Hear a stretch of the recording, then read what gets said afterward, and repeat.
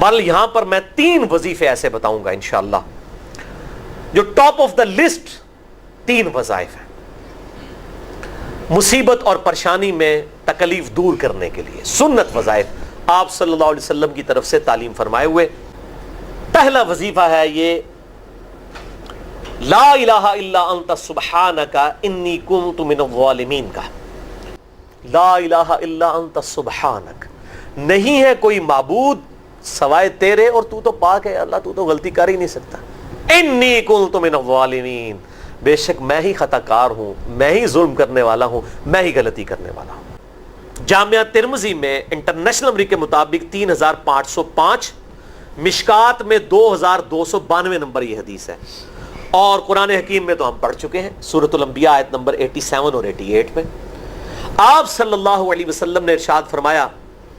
کہ یونس علیہ السلام نے مچھلی کے پیٹ میں اپنے رب کو ان الفاظ کے ساتھ پکارا تھا، لا الہ الا انت سبحانک انی کنت من الظالمین، اور پھر آپ صلی اللہ علیہ وسلم نے فرمایا کہ جو کوئی شخص اپنے کسی بھی معاملے میں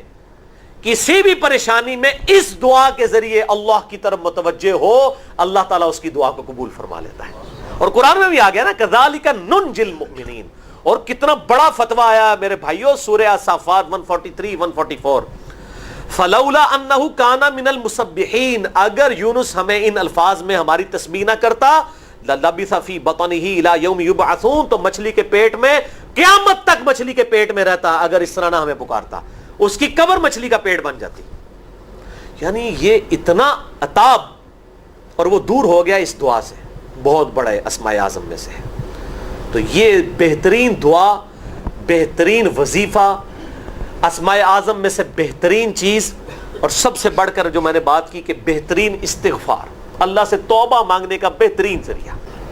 آپ دیکھیں اللہ تعالیٰ کی کوالٹی کو کس طریقے سے انہوں نے اپنے لیے جو ہے وہ ذریعہ بنایا نجات کا۔ کہتے ہیں نا وہ کسی کے انسٹنکٹ پہ بات کرنا، کسی کی جبلت پہ، انہوں نے اللہ تبارک و تعالیٰ کی ایک خاص کوالٹی تھی جس کے ساتھ انہوں نے اللہ کی طرف دعا کی۔ وہ کیا؟ بڑی انٹلیکچوئل دعا ہے، لا الہ الا انت، اے اللہ تیرے سوا کوئی معبود نہیں ہے۔ یہ توحید کو پہلے نمبر پہ لے گئے۔ انت سبحانک، اے اللہ تو پاک ہے، تو غلطی کر ہی نہیں سکتا کیونکہ تو پاک ہے۔ انی کنت من الظالمین، میں تو انسان ہوں، میں تو غلطی کروں گا۔ اب جب اللہ تعالیٰ کو آپ اس طریقے سے کہیں گے اللہ تیرے کو تو غلطی نہیں ہوندی، میں تو بندہ آنا تو غلطی تو کراں گا،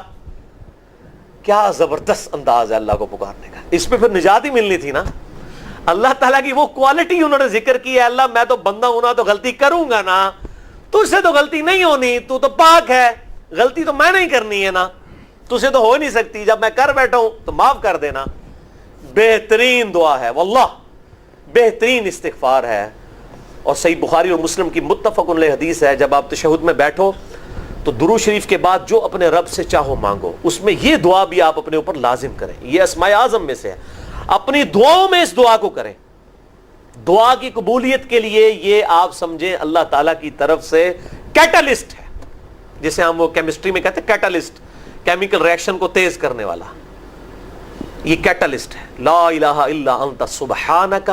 انی کنت من الظالمین۔ دوسرا وظیفہ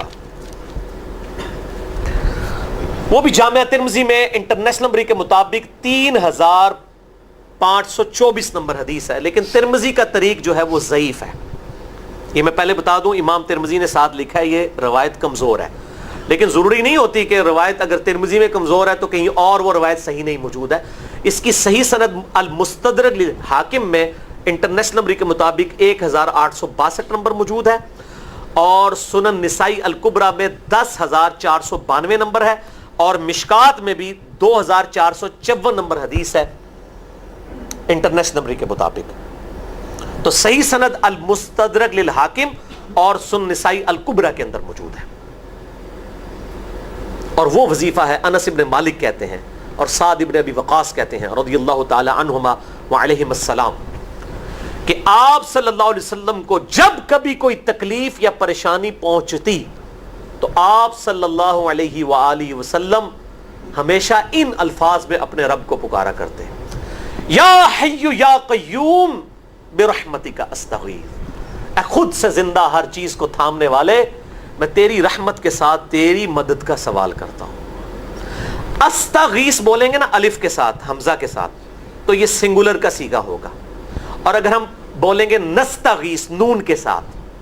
تو یہ جمع کا صیغہ بن جائے گا۔ کتنی بہترین دعا ہے، اے خود سے زندہ ہر چیز کو تھامنے والے، میں تیری رحمت کے ساتھ تیری مدد کا سوال کرتا ہوں۔ تو یہ بھی اسماء اعظم میں سے ہے۔ بہرحال یہ دوسرا وظیفہ ہو گیا۔ اب تیسرا وظیفہ جو ہے کمال وظیفہ، صحیح بخاری میں موجود ہے، انٹرنیشنل نمبر کے مطابق 4563 نمبر۔ ابن عباس رضی اللہ تعالی عنہما کہتے ہیں وعلیہم السلام، وہ کہتے ہیں کہ سیدنا ابراہیم علیہ السلام کو جب آگ میں پھینک رہے تھے نا، تو ابراہیم علیہ السلام نے اس وقت کہا تھا حسبنا اللہ ونعم الوکیل، ہم نے اللہ ہی پر بھروسہ کیا اور وہی بہتر کارساز ہے۔ اور تمہارے نبی صلی اللہ علیہ وسلم کو بھی جب مصیبت اور پریشانی آتی تھی وہ بھی پڑھا کرتے تھے حسبنا اللہ ونعم الوکیل، ہم نے اللہ ہی پر بھروسہ کیا اور وہی بہتر کارساز ہے۔ اس کے بعد وہ شعر جو بنا دیا نا، نعم المولا و نعم النصیر، ویسے الگ سے آیت ہے،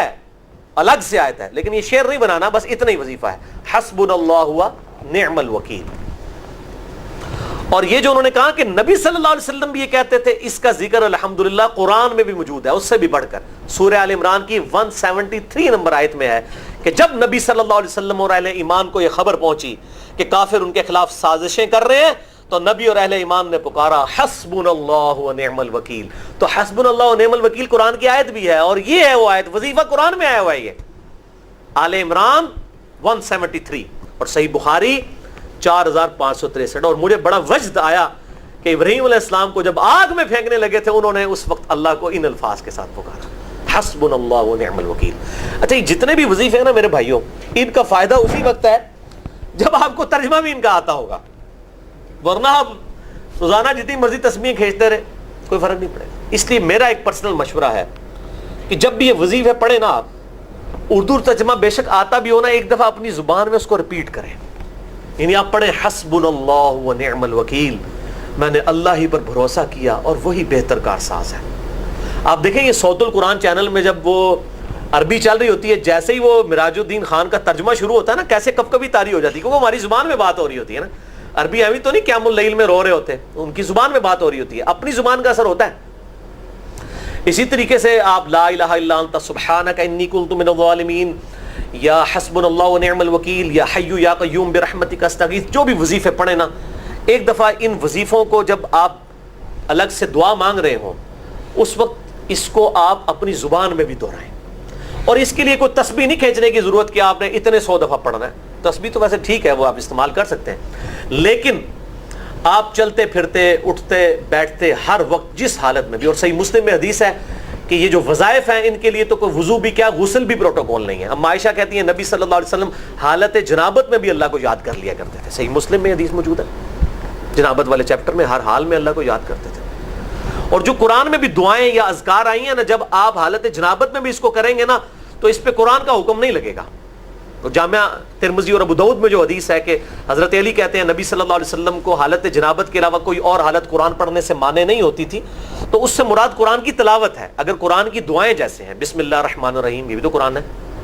سبحان اللہ بھی تو قرآن ہے، الحمدللہ بھی تو، یہ اذکار جو ہے نا، جب آپ اذکار کی نیت سے پڑھ رہے ہوں گے پھر یہ قرآن نہیں شمار ہوں گے، ذکر شمار ہوں گے، اور اس کے لیے نہ وضو پروٹوکول ہے